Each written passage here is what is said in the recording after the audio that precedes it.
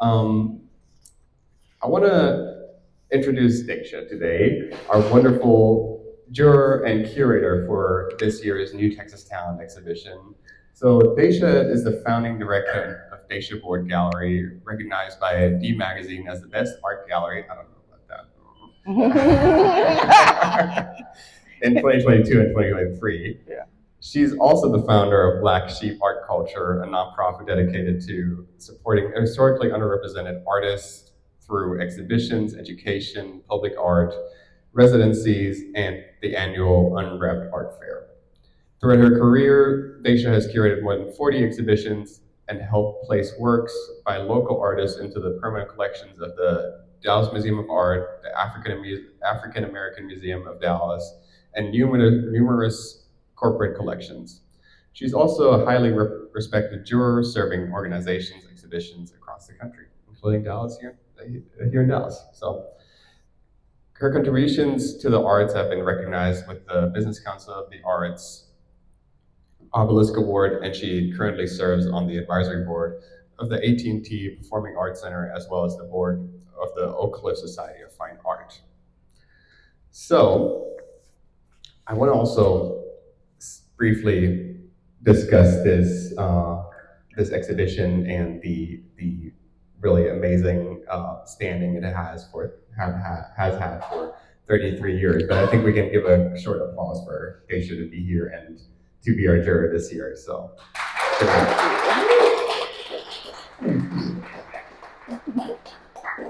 So New Texas Town was founded 33 years ago, which is amazing, and has supported emerging artists over all those years, and it's just been an amazing platform and starting point for so many great art careers. I mean, artists that have gone on to be internationally recognized, top-selling artists. It's really, really amazing. So anybody who was selected here, you are in an amazing company of really top A class artists. So congratulations to everyone who was accepted. Also to everyone who submitted. You're wonderful, and just because you were not selected this year does not mean you won't be selected next year. So there's always a next year, there's always a new opportunity. So don't feel like you cannot participate anymore. So this year we had an outstanding number of submissions, and I think to a part that's you're doing, because you are just an amazing promoter. You're so well recognized in the Dallas art world, and you've just been doing a really wonderful job with promoting the show, but also pulling in really amazing artists, I think. So with this year, we had, just to talk numbers real quick, we had almost 500 people submit, which is record breaking for us here, and that is about 1,500 pieces to choose from. So it's no easy work for Daisha. But with that being said, how did you start reviewing all those artists, all those pieces? You know, like how did you go about that? Well, first I made a really strong cocktail. No. I did. But no, I literally, thank you so much, William, for this opportunity. It has been a pleasure being surrounded by so many amazing artists within our community. And so to have this honor to select from the state of so many phenomenal works, it was very hard. But my technique is literally I go through the works maybe 3 or 4 times, just straight through them. I mean, not even looking at a name, a title, visually, just looking at the works. And then after I do that, maybe 4 or 5 times, I split it up into segments. Like I'll take the first 100 and I'll select maybe 20 pieces that really stand out to me, or I have more questions about, and then just go from there. It was this jurying was probably the most difficult I've ever done because the artists came with it. I mean, they were not afraid to submit works that you typically don't see in the gallery spaces. And so that made it even more difficult, but still very much rewarding to go through them all and to learn more about their process. Yeah. So when you go through that list, what captures your attention? Like where do you kind of like hold up? Like this is really cool. Like I mean, I'm sure it's different, but what are like some examples of what stands out to you or when you stood out to you in this selection process? Because everything is so flat. I'm looking at some of the works that were submitted. They really invested in high quality images, so I saw how they looked in spaces like this and how they breathed in space like that. I'm reading their stories of their inspiration behind their work. I'm really trying to identify with them as a person first before I critique their work. And a lot of times I think a lot of jurors are of that background. That's not my background. And so I'm not your professor. I'm not trying to grade the work. I'm trying to get a feeling from the work. And so if I can read your inspiration, if I can see it clearly, I'm looking at works that stand out. It doesn't have to necessarily be works that I would collect in my own personal collection, but what I really think people would appreciate in these spaces. That's really interesting. So I kind of hear that you are not only looking for technical skill, you're looking for conception, for ideas that transport in the work. Absolutely. I Yeah. mean, I think, obviously you want a great piece that's strong and has strong technical skills to it. But like I said, I'm not your professor. So I want the works to stand out and have a conversation beyond the technical part of your work. And so when you put it on the wall, people aren't necessarily looking at, they're not identifying those pinpoints. They're not there to critique the work. They're there to, have a feeling from it. So that's what I feel, resonates more. So you talk about this kind of experience. Like, when do you start seeing the exhibition as a whole versus like the individual components? Because when I walk through this exhibition, it's more than the sum of its parts. It's like it really.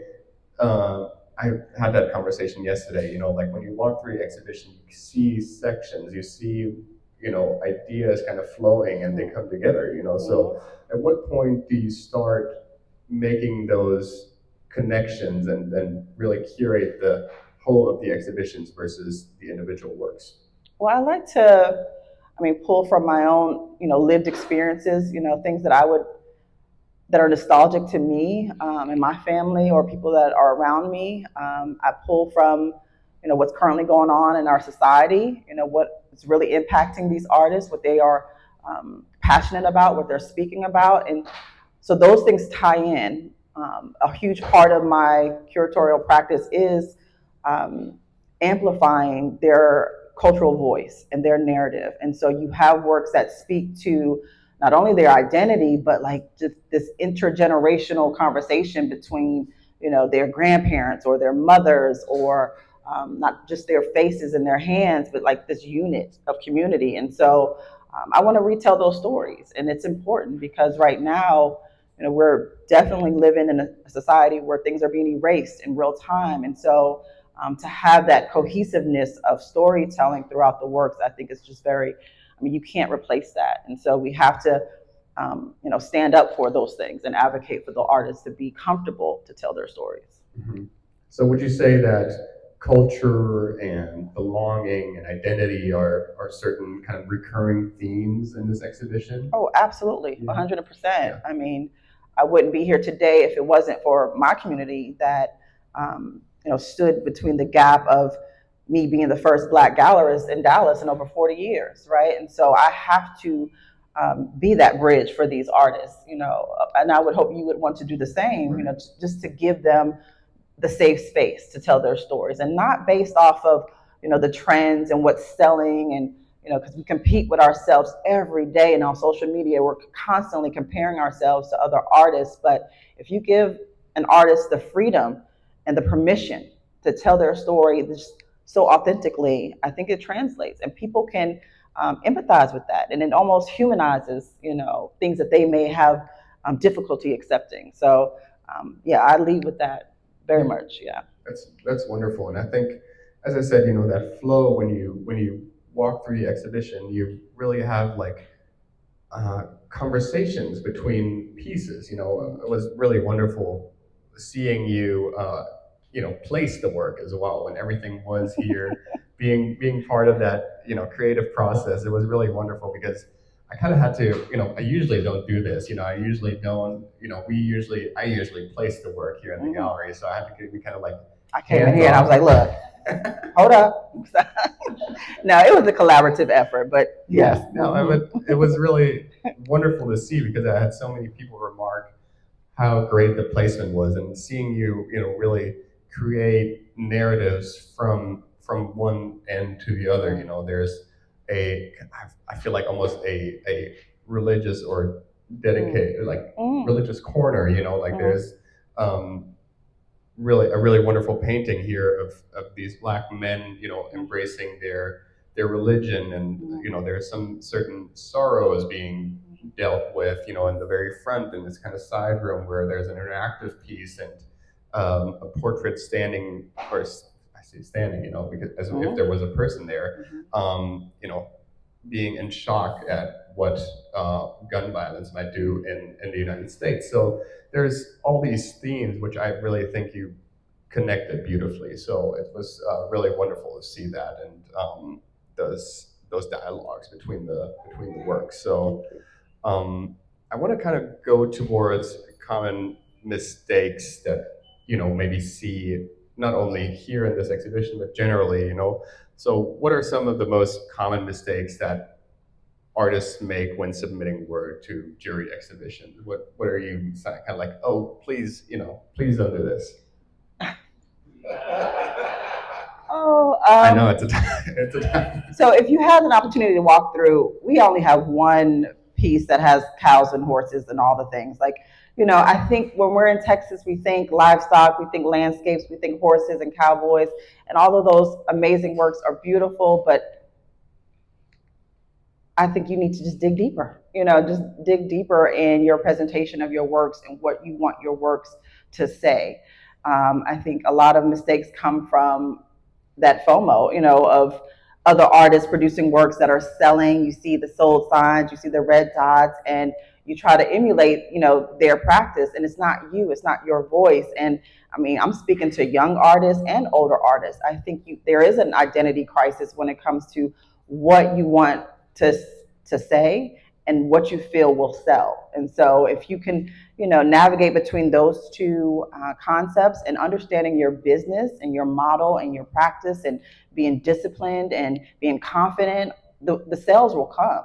People just respond to authentic works. And so the collectors that I come across are pretty much new to collecting. And so they have a very, I guess, naive way of thinking about what art looks like for them. And so they're open to different conversations, right? And so just be unapologetic, when it comes to presenting your work, but have the professionalism, have, your works documented properly, have the correct lighting when you're taking, photos. I'm sure we all know a good photographer, maybe our next door neighbor, maybe someone next to us in our studio, but really invest in high quality images for your portfolio, for your, for your presentation of your works when you're submitting to these jury competitions, but just lead with who you are and figure out the rest.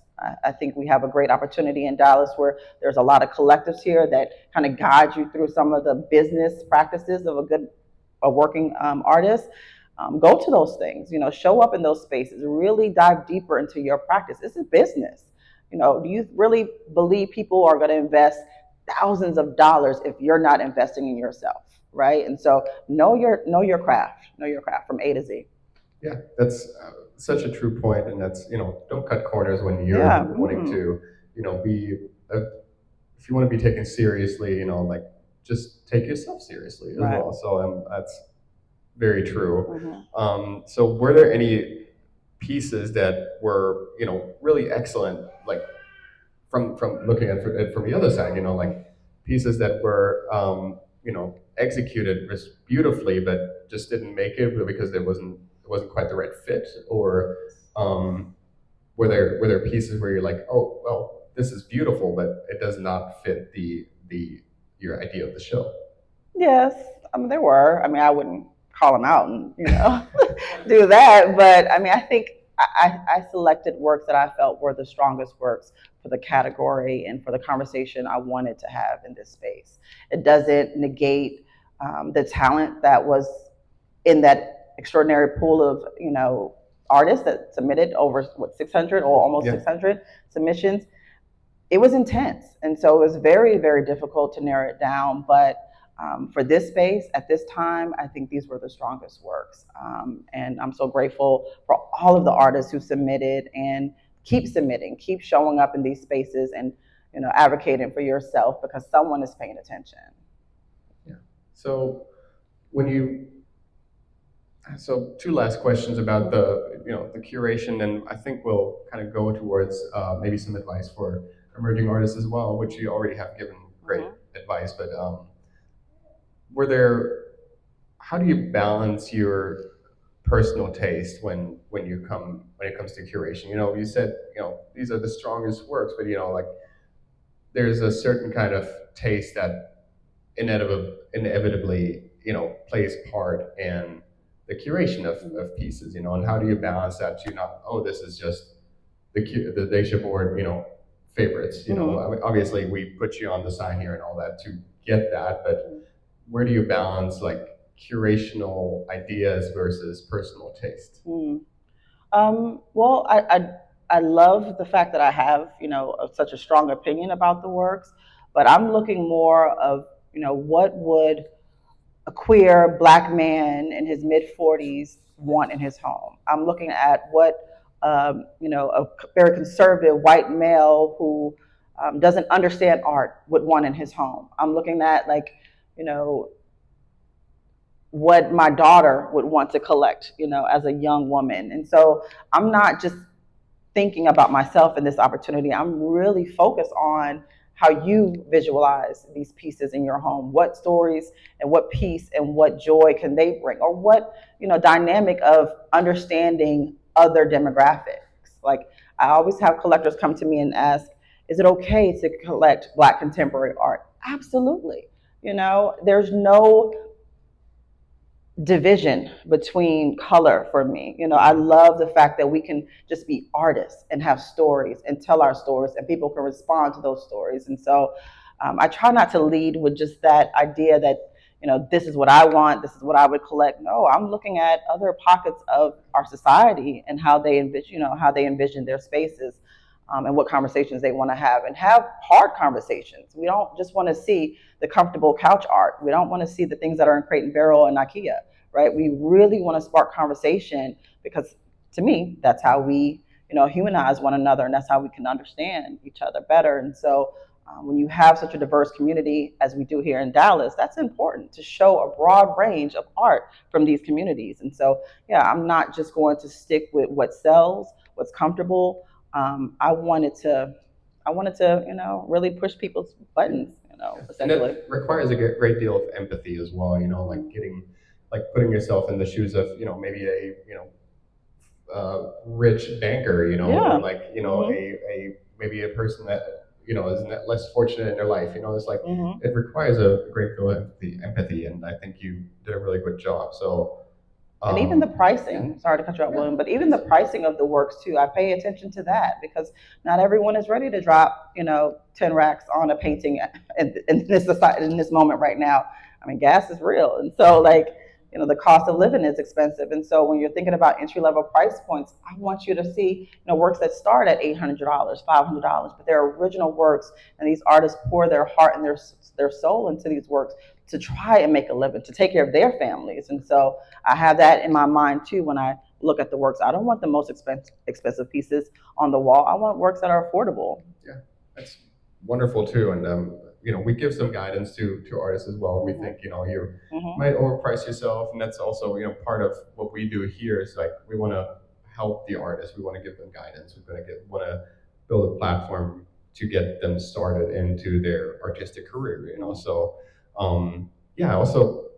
so a final question, maybe to wrap this section up. Looking around, what is the most, or what excites you most when you look through this exhibition today?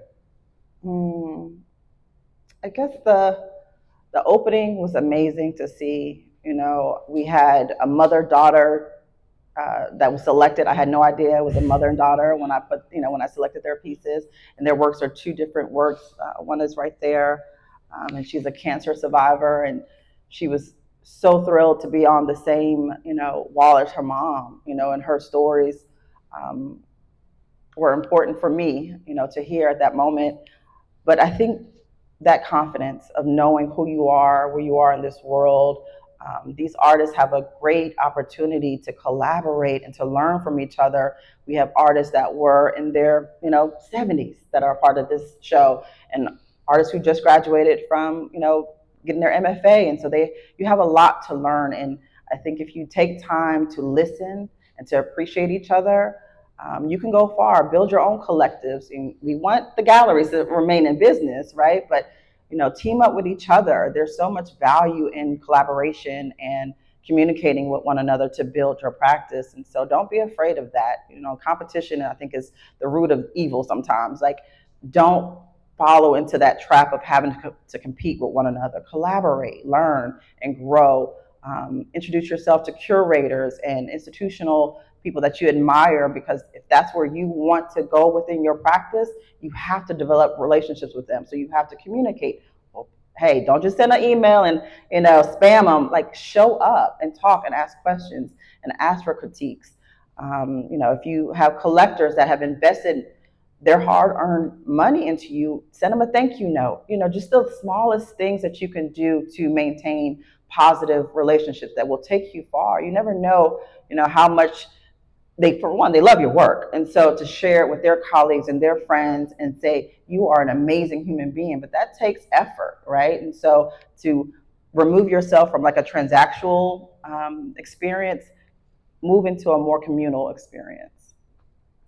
That's wonderful. And that gets me started on some guidance on emerging artists. And yeah, emerging doesn't have an age either. Mm-hmm. So I just wanted to say that there's, you can be emerging at 80 years old, you can be emerging at 18 years old. So it's, you're all in the same kind of, boat in the same position. So, and it's never too late as well. So let me start out, like, for artists who are early in their careers, where should they focus their energy on? Like you said, communal, kind of building a community experience, but where should the main focus of the energy go? I mean, obviously, creating work, you need to create work, you need to have output, but what else should you like focus on? I mean, from what I just spoke on earlier, just having a good network of other artists that you can lean on, going to these amazing opportunities to learn more about your CV and how to, document your work, how to photograph your work, how to ensure your work, how to present your work. Like, there are so many working parts to the conversation I have with the artist of, wow, I didn't know how to price my work. If you're an independent artist, you should know what that formula looks like. You should know how many hours you put into that piece. And then also lean on an appraiser. There's a lot of independent appraisers that will give you guidance on that. Well, hey, let me give you some comps. I mean, I come from a real estate background, so I'm very familiar with comps and market value and all the things. Go to someone who has that sort of knowledge and guidance, and making sure that you're not undervaluing your work and you're not overpricing your work. Because when you come into the gallery, it's a different conversation. We're looking at sales history, consistency. And so if you can take good records of your books, of how much work you're selling, how many pieces you're putting out per year, what the price points are, if you're very consistent with that, that's a good thing. And so, just really learning your business, all areas of how you want to market. Social media is foreign to a lot of older, artists. They don't want to do it. They rather just, hey, I'm having a show. Who shows up? Great. That sort of conversation. It's not comfortable for them. And so lean on another artist who may have great skills at social media and ask questions. But I think when you do that, that just builds your practice so much stronger, that you can do this on your own. To be in a gallery is a lot of work. It's a lot of responsibility. It can be a lot of pressure for a lot of artists to maintain, those values and pushing out the work that we need you to push out. But you can do this for yourself. I mean, we've seen so many artists who are independent, get into the DMA, get into the MoMA, get into the Dallas Contemporary, because they're very dedicated to their craft. So just learn and grow, continue being a student, learn the market, look at the trends, look at what's selling, what's going into secondary market, be invested in yourself and your career. I think I've said that over and over. but truly be invested in who you are and what you're providing Yeah, through your I think craft. that's a really interesting point. Like not necessarily following all the trends doesn't Mhm. mean not keeping up with Oh what is yeah, going on. yeah. So There's be so. aware of what the art world is doing. Like listen to a podcast, listen to Mm, watch the mhm, news, like mhm, read art news, mhm, whatever. But that doesn't mean you have to follow each trend that is going on right now. mhm. So And when you yeah. feel like you've exhausted all of these open calls, because rejection is real, we experience it every day, every day. A door closes in our face, unless you were just super privileged and everything comes to you naturally. But that's very rare. And so, be comfortable with rejection. It's going to happen. And so, but you got to keep showing up.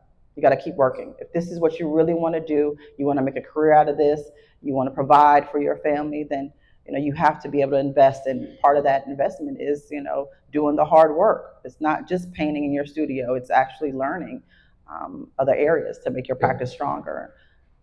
Yeah, I mean, to that, dealing with rejection, I know that everybody hears it all the time, but one of our probably most, accomplished artists, Pamela Nelson, I mean, she's a, nationwide exhibited, was on the board for the presidential program for the arts. It was a really, really amazing artist and very accomplished, but even she says, being an artist means dealing with rejection. Mhm. It's the main thing that happens all the time, and no artist in the world is safe of that. Like nobody is just perusing through Mhm. all the challenges that they're facing. So you're not alone if you're dealing with rejection. So just to that, it's Mhm. It's even a real accomplished thing. artists are really they have done it all their life. So it's not you're not the only one. So. Mhm. Um, getting to that too is like where or what guidance do you have for artists who feel like they're hitting a plateau? Like if dealing with rejection, like Mhm. but if it happens over and over again, like where do what guidance do you have to say, hey, like let's keep on going, like what is the next step if you keep facing rejection? I feel like a lot of artists have that feeling of not being able to develop further because they have you know rejection or like their practice plateaus in a certain sense. Mhm. Um, well, I'm no one's therapist, but I do advocate for therapy, making sure that you have a safe space to talk about those feelings because there may be some internal trauma there. I don't know what's blocking you. And so I try to communicate as much as possible with the artists that I come in contact with just to see, what areas they could focus on. And a lot of times you're wearing multiple hats. And so if you can um, remove some of the distraction, and social media is a huge part of that. I hear it all the time from these artists. Well, this artist is going here, and I just don't feel like, I'm there yet. Well, you're not. You're two different people and two different times of your career. And if you focus on the good, what's in front of you, what more can you do to better your craft, and get the help that you need to kind of resolve some other issues that you may be dealing with. I mean, you're off to a good start there. You did one of the hardest jobs of admitting that there is a problem and you need to figure out what that problem is. So I try to be very empathetic to it. I'm not just like, well, look, you got to show up and make it happen. No, I mean, it takes time. It's a process. These things don't happen overnight, and you hear these success stories and you want it immediately, and it's just not realistic. And so, sometimes you have to give them the hard conversation. You're not ready. You need more time. You need more time to develop who you are as a person, as a human, and have a voice that you feel confident speaking on, where you're not creating multiple series of works that are completely different. Just having some sort of plan of action and following it. But I'm not going to babysit my artist either. You have to do the work. Period.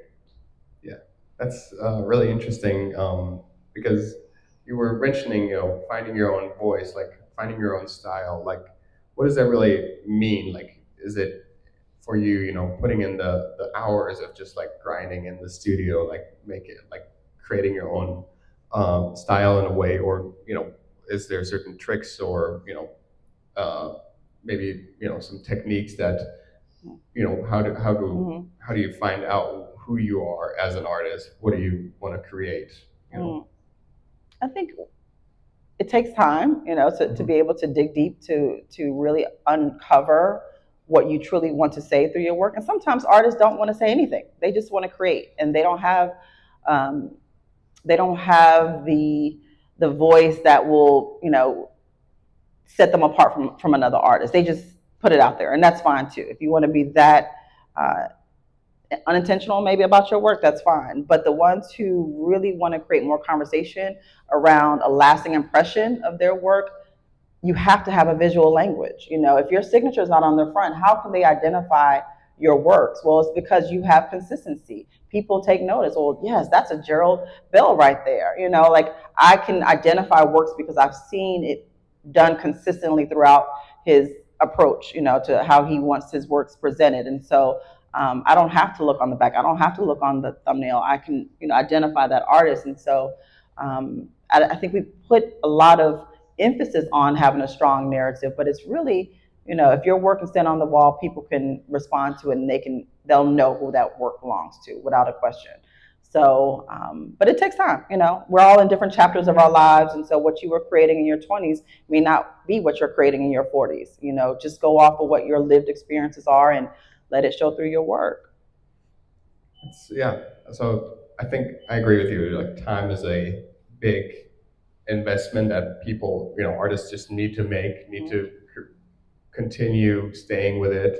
But, you know, when would you say, or what is an indicator for when their work is truly their own? Like when they have finally found their style, their what they're going with, and maybe that's going to develop too. But like when would you say somebody knows like, oh, this is who I am, and that might not be easy to identify. Maybe it's a certain feeling that you have, or like maybe a certain kind of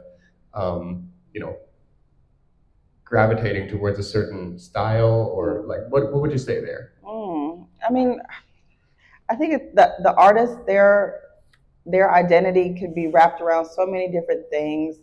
I don't want to just put a specific time when that blossom happens. I think when you're confident and you show up and you can speak about your work and you are constantly learning, it shows. I think for all the artists that are in here, I mean, do you absolutely know when your art is ready and you push send and you're submitting it and you're fully confident, or are you hesitating, and doubting yourself throughout that process? If you can do that with one click, then you're there. It's ready, right? And so, I mean, I can't really put a number to that or a time frame on it. It's like instinctively, when it's ready, and it's just up to us to receive it. So it's really up to you. It's your confidence level. It's not mine. Yeah, that's a fair like point. I said, if I was grading the work and you're in front of your professors, and it's it's something more technical to the process of your works, it'll be different, but I'm not that person. I'm more of, how can these works now at this moment respond to the greater, community of people who are engaging. And also, with it. professors don't always know who you are as well, so there's plenty of, very well-known artists being rejected from art school, and then, going on to being creative, really having an amazing career with the style that they were doing in art school, So professors might have a technical understanding of work and how you should execute pieces correctly, but that might not be your style or what you want to go for. So don't put too much to that, maybe. Yeah, I mean, it's a lot of pressure. I mean, these kids that are coming out of school, I mean, they have so much judgment already of what they're doing right, what they're doing wrong, and when they enter the world, it's a different conversation because these people who are engaging with the works have real experiences, and so it's even more of a conversation of, am I good enough? And so you just have to have that confidence that you're the bomb. Like no one can tell you otherwise, but be open to certain conversations, especially with your collectors and people who you trust. Be open to that criticism or those conversations, but don't let it lead you into a place of fear. Right? You want to be out there and you want to be fearless with your approach. And so that's what I love. I love an artist who is completely confident in who they are and they can tell me about their work without looking away. They're really engaged with their process, and they want their works to find a good home because I can tell that they poured their heart and their spirit and their soul into it, and a lot of tears too. So I want you to have that empathy when it comes to engaging with these artists, that it's probably very difficult for them to communicate their words to you, but the works are important to them, and it wouldn't be important to you if you didn't ask the questions that you're asking. Yeah. So you were talking a lot about kind of professionalism as well. So what, besides making strong work and important work, what are certain habits that professional artists and successful artists have that you see? Well, I, I love an artist who can give me an entire file of everything that I asked for in one, Google file. Their images, their headshot, their CV. I mean, everything is labeled. I don't have to keep coming back and asking for more and more things. And so I love that. But like I said, there's also artists who don't have that skill yet, and I try to give them that encouragement to do better in presenting their works. But um, that's why I say you can really lean on your community and getting the help that you need to make it more presentable, to a gallery. I think you need to definitely pay attention to the galleries when they have open calls. A lot of them don't take open submissions.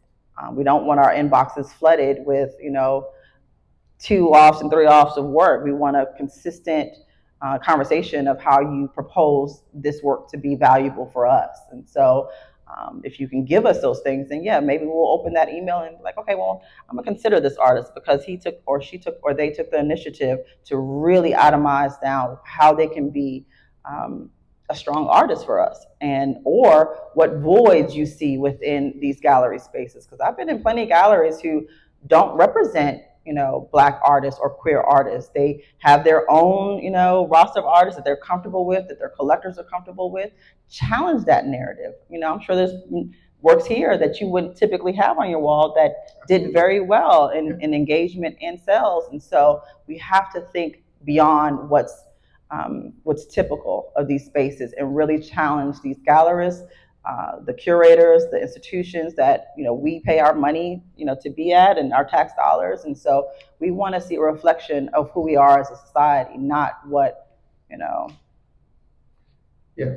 what is typical of an art community. And so, and I don't want to censor myself, but historically it has been old, white, and wealthy, very privileged, very elite.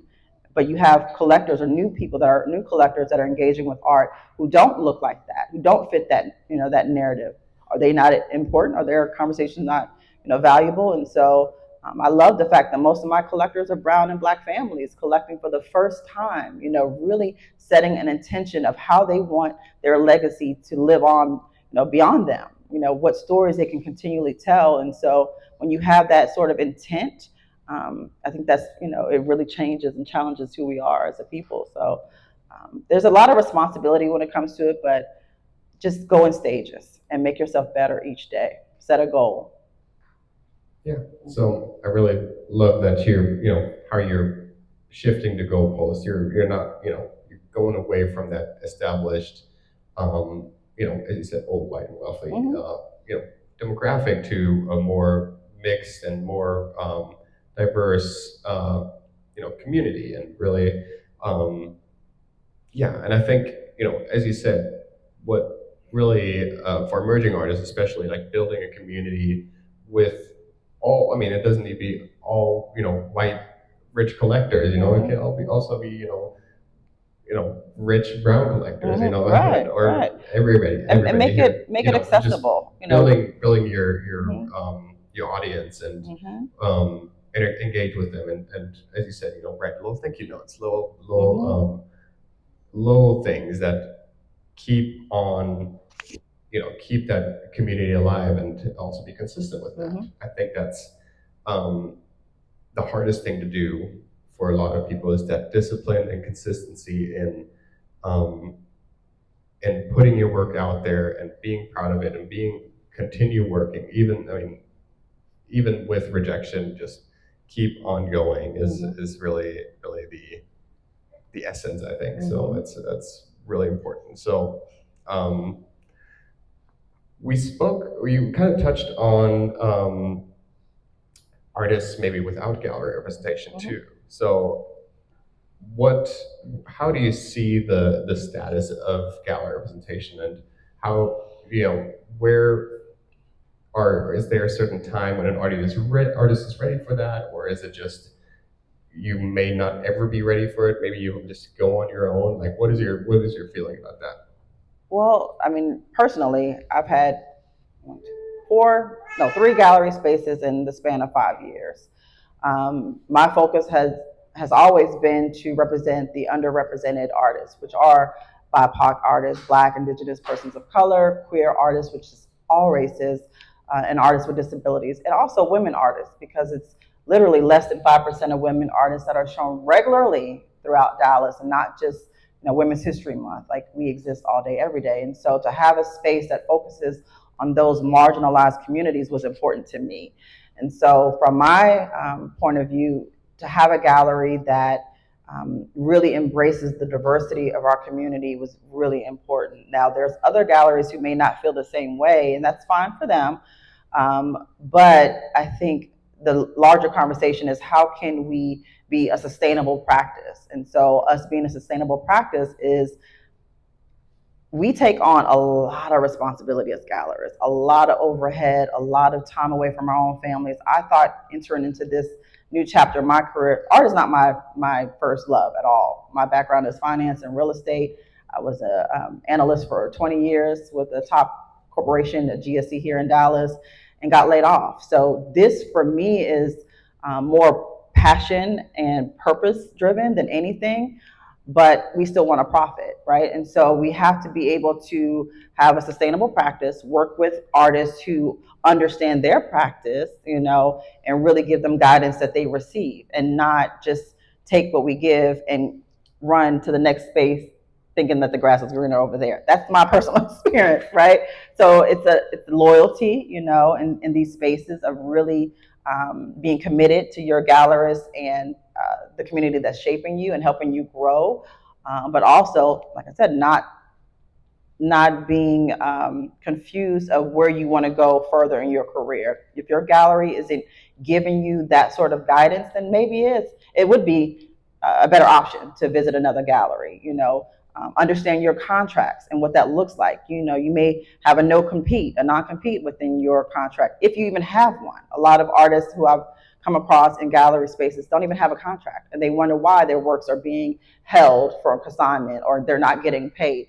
They don't have a legitimate, oral contracts, or I think a thing in here in Texas, but still, know your contract, know what that relationship and dynamic looks like. And I think that really helps us, to have a better understanding of where you want to go. But the gallery model it's very critical right now.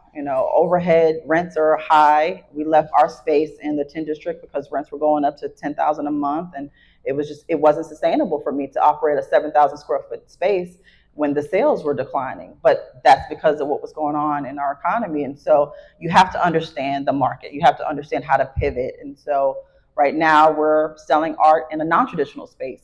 We have a restaurant.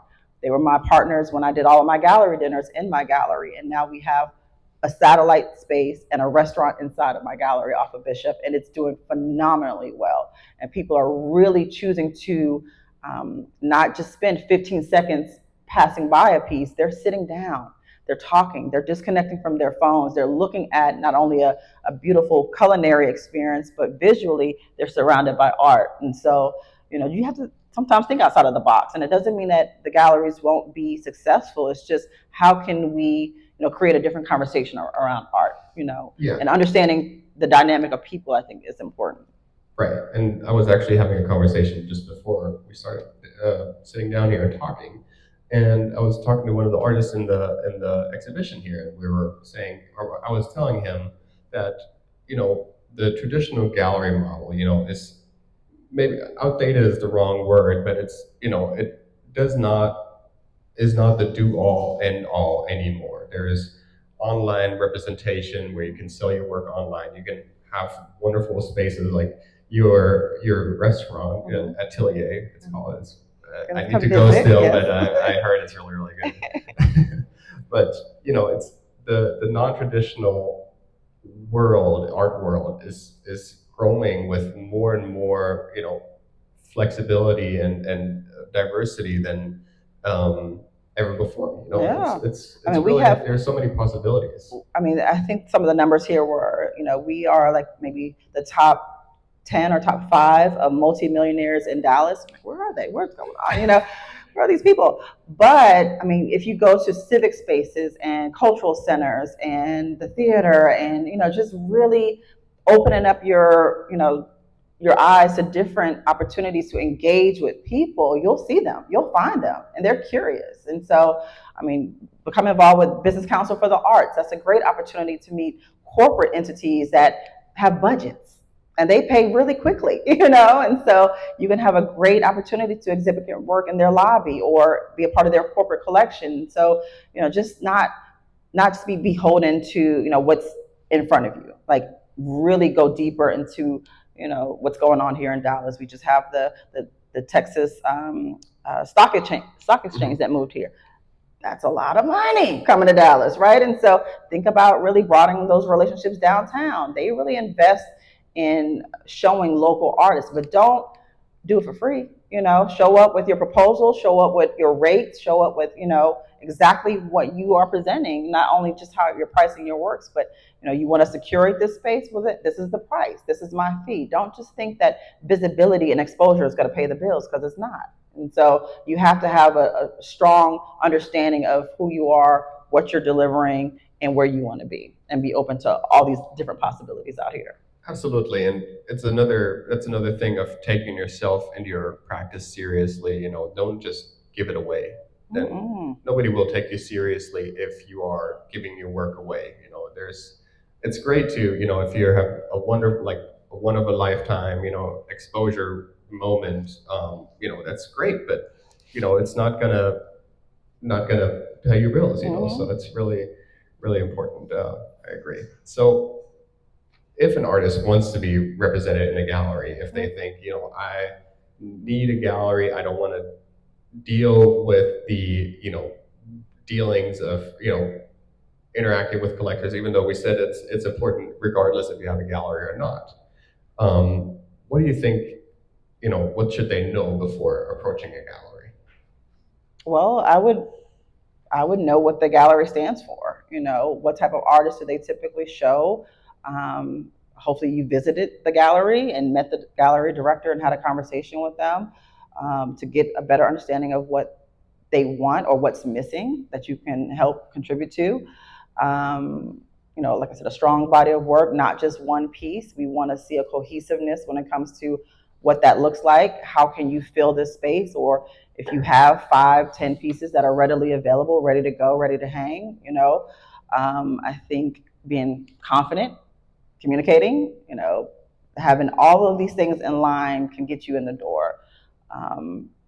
And be open to the fact that, yeah, maybe 5 out of 10 of those galleries will say no, but there's another half of that you can really have a great relationship with and hopefully a future with. But just be open, just be open and not being afraid, unapologetically living your truth and telling your story. I think when we present a different facade of who we are and where we are in our practice, we can see through that.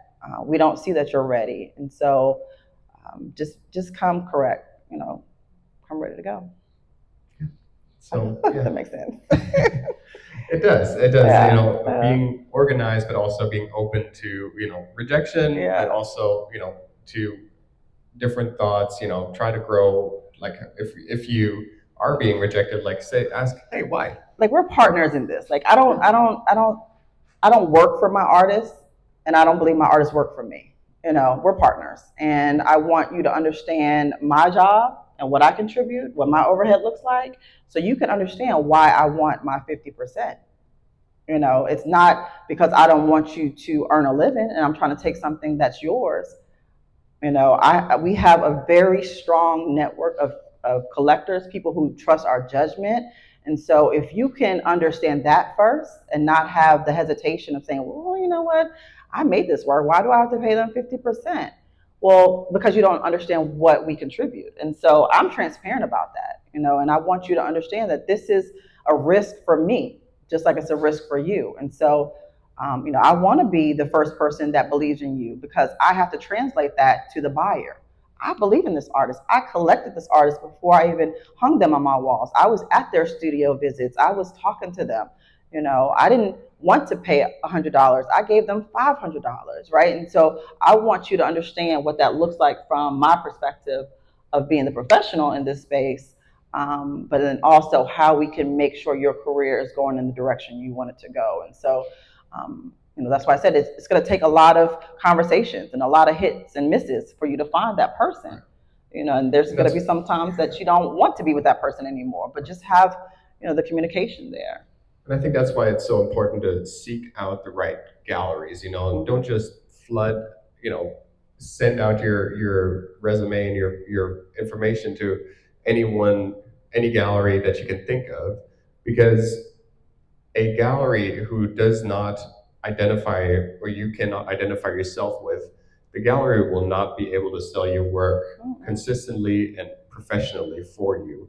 There's that what you're saying, that believing in your work is only comes if there's that common overlap of there's these the gallery's aesthetic and ideas, and you as an artist fitting perfectly into that, and that's only when there's a symbiosis going on, and really a sustainable and long-lasting future in there. So I think it's really important, that step. So, and that's, I think, what a lot of artists are disregarding or not looking out for. They just want to be in a gallery so bad, and they just reach out to every gallery they can think of, and it's just not the right way. It's not a sustainable way. So, no. Yeah. And it's kind of creepy too. I've had my share of drama. Oh yeah, well, we're not going to talk about that, unfortunately. No. We spill the tea after the Yeah. Oh, look at you. No. So now, as an artist in Texas, like, what kind of opportunities do you think an artist should pay attention to?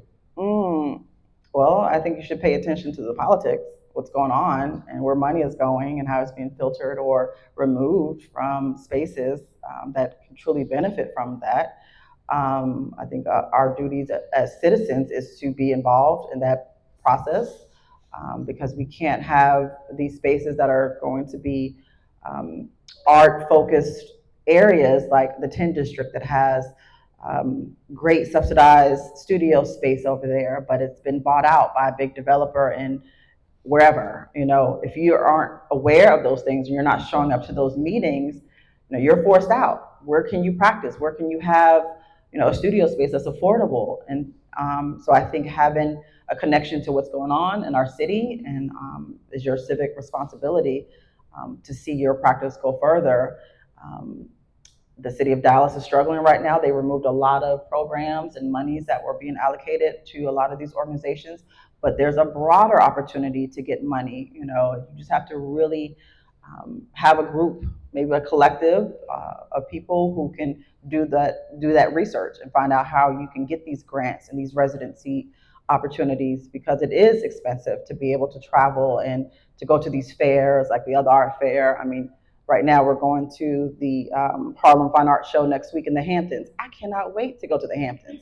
But that's a price tag. And so before I even make a sale, I'm already out $10,000 right now. And so it's a lot of understanding how the checks and balances work in our city. And so I think that would be a great conversation to have with a lot of artists, of understanding who your representative is in In our council, we have art and community, no, art and cultural commissioners for every district. Know who that person is, because they have opportunities that come to them every day. Every time a business comes to Dallas, they have a certain allocation of tax dollars or incentives they give them to hire artists to come in and to do those murals, to do those, installations in their lobbies. And so know those people, right? And so I think that's a great opportunity for these artists to really expand their practice.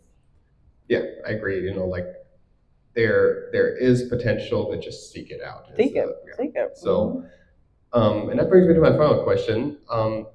What right now in Texas gives you hope for the contemporary art world, for the emerging artists in Texas? Where do you see the hope that where we're heading?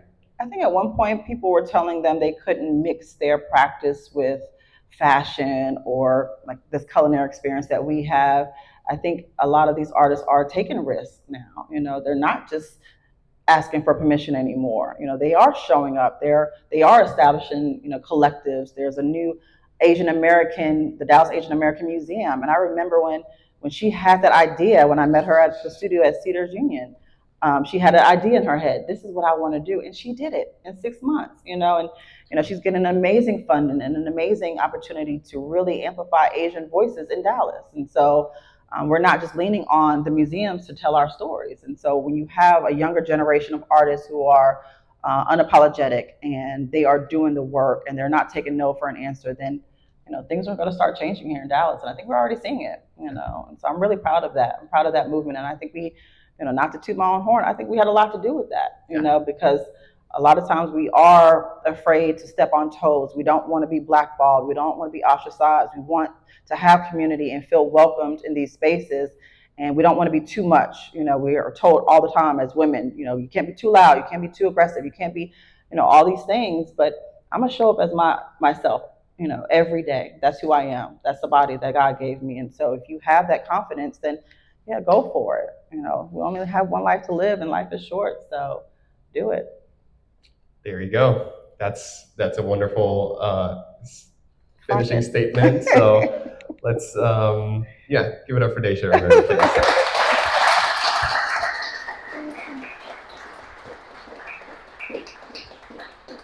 So we have a little Q&A. So if you have any questions, please raise